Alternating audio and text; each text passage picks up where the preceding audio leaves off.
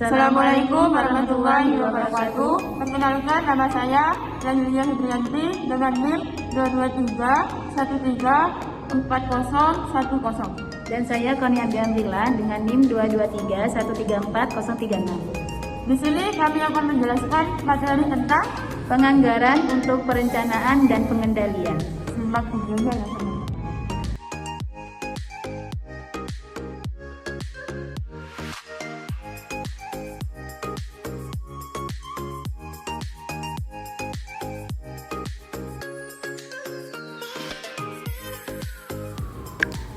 Peran penganggaran dalam perencanaan dan pengendalian. Penganggaran memang peran penting dalam perencanaan dan pengendalian. Anggaran atau budget adalah ekspresi kuantitatif suatu rencana yang dinyatakan dalam suatu fisik atau keuangan atau keduanya.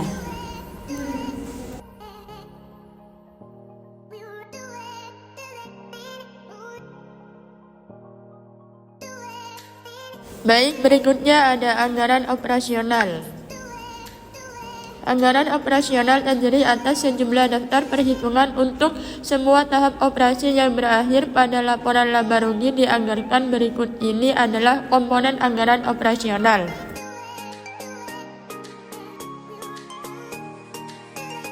Yang pertama ada anggaran penjualan. Anggaran penjualan adalah proyeksi yang menunjukkan perkiraan penjualan setiap produk dalam unit dan rupiah. Rumusnya sebagai berikut. Yang kedua ada anggaran produksi atau produksi budget, menunjukkan jumlah unit yang harus diproduksi untuk memenuhi kebutuhan penjualan dan kebutuhan persediaan akhir. Rumusnya sebagai berikut. Yang ketiga ada anggaran pembelian bahan baku. Anggaran pembelian bahan baku atau materials purchase budget merupakan salah satu anggaran yang perlu disusun lebih dahulu mengingat bahan sudah tersedia ketika diperlukan. Rumusnya sebagai berikut. Yang keempat ada anggaran tenaga kerja langsung. Anggaran tenaga kerja langsung menunjukkan jumlah jam kerja langsung yang dibutuhkan dan biayanya untuk jumlah unit yang dianggarkan akan diproduksi. Selanjutnya ada anggaran overhead atau overhead budget, menunjukkan perkiraan semua biaya unsur produksi yang bersifat tidak langsung, dan rumusnya seperti berikut ini. Anggaran persediaan akhir barang jadi atau finished goods inventory budget, memberikan informasi yang diperlukan untuk menyusun anggaran neraca. Informasi tersebut juga akan menjadi input yang penting dalam menyusun anggaran harga pokok penjualan.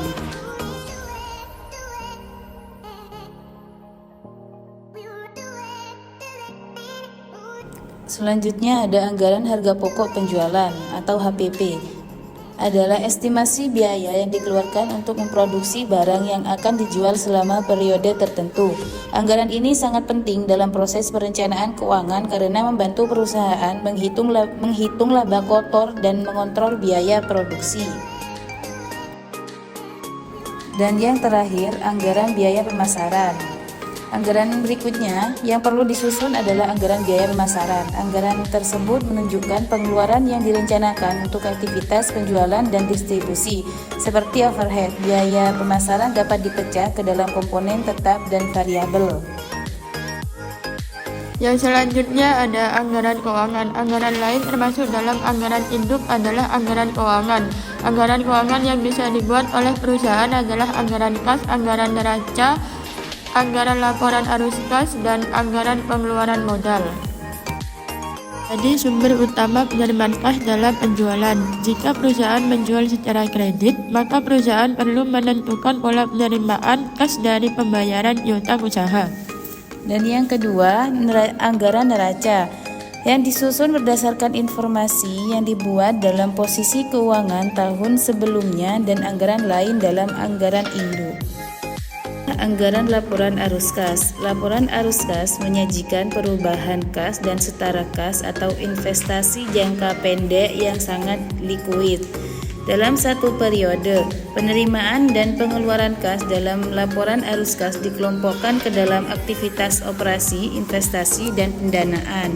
Selanjutnya ada anggaran fleksibel untuk perencanaan dan pengendalian. Anggaran merupakan alat yang berguna untuk pengendalian untuk dapat digunakan dalam evaluasi kinerja. Ada dua hal yang harus dipertimbangkan. Pertama adalah berapa jumlah anggaran yang akan dibandingkan dengan hasil sesungguhnya. Pertimbangan kedua menyangkut dampak anggaran terhadap perilaku manusia. Dan yang terakhir, dimensi perilaku dalam penganggaran. Anggaran digunakan untuk mengevaluasi kinerja manajer.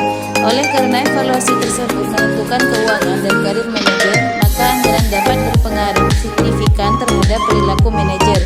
Anggaran dapat mempengaruhi perilaku secara positif atau negatif tergantung bagaimana anggaran digunakan.